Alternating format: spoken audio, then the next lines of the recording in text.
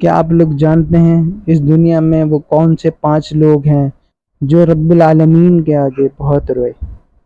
حضرت آدم علیہ السلام بہت روئے جب اللہ پاک نے انہیں دنیا میں اتارا تھا، وہ 300 برس تک روئے۔ یعقوب علیہ السلام اپنے بیٹے حضرت یوسف علیہ السلام سے بچھڑنے کی وجہ سے اتنا روئے کہ روتے روتے آنکھوں سے نابینا ہو گئے۔ امام زین العابدین واقعہ کربلا کے بعد بہت روئے۔ حضرت یحییٰ علیہ السلام خوف الہی سے بہت روئے۔